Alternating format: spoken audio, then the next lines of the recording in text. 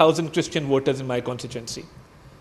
So when I reached out to them, I could sense a fear in their eyes. I could sense that they feel insecure. And I reached out to them and I said, listen, I will hold an open mic, we will sit down and we will discuss what the problems are.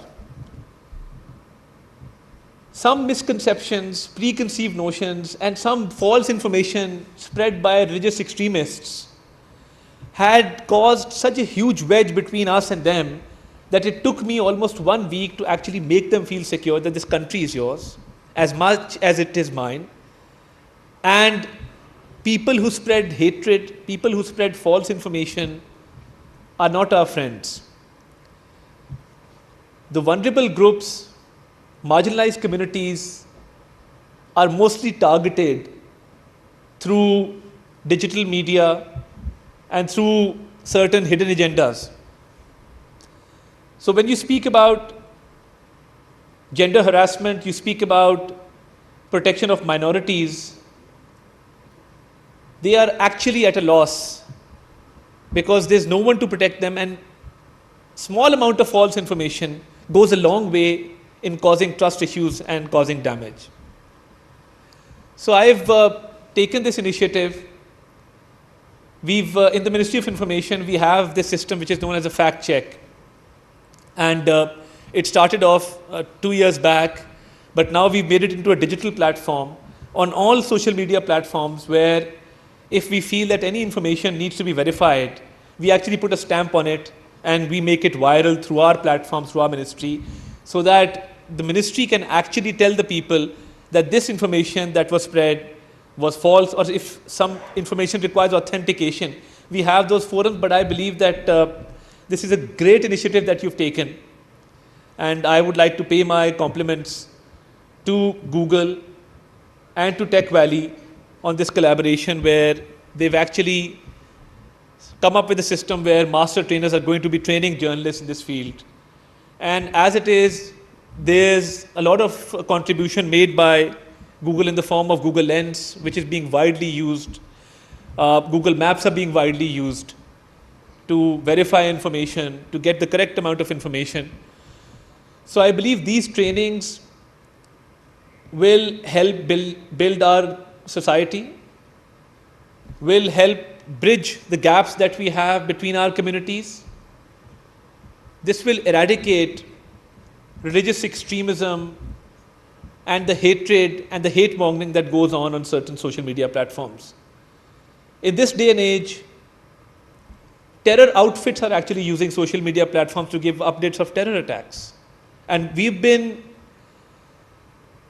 helpless against this issue because certain groups who act against the safety and security of the nation, we have no means of countering them.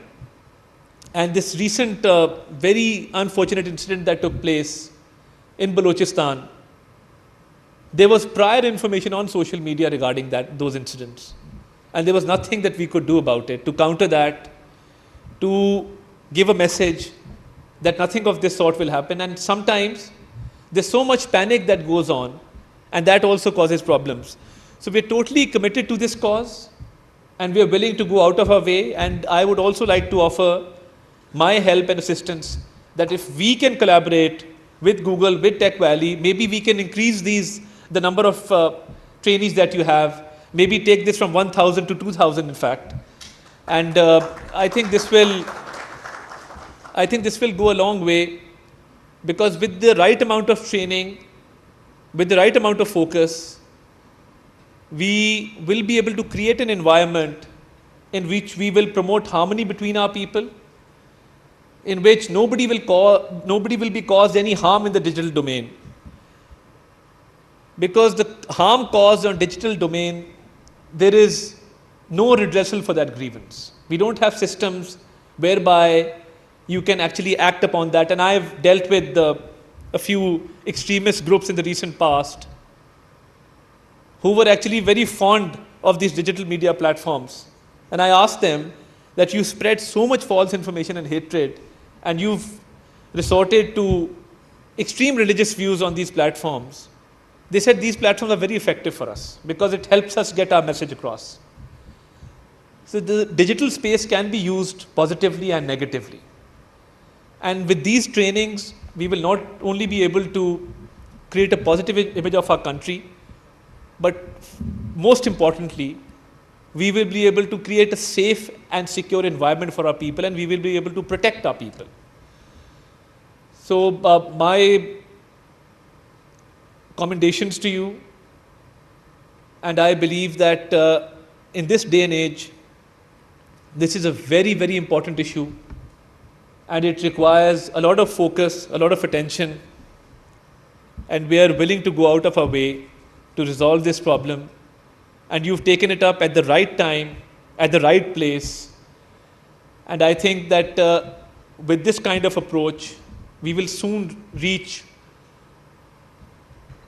a level where our society will be free of these vices that I've just mentioned. And I would also like to take this opportunity to pay homage to those journalists who, in the line of their duty, while performing their professional duties, they are often subjected to great difficulties. And freedom of expression is often targeted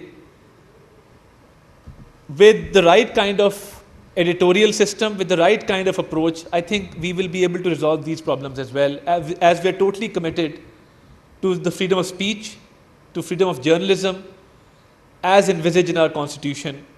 And I can tell you, because I've been on that side of the table as well, I started my political career as a student activist when we set out for the restoration of judiciary.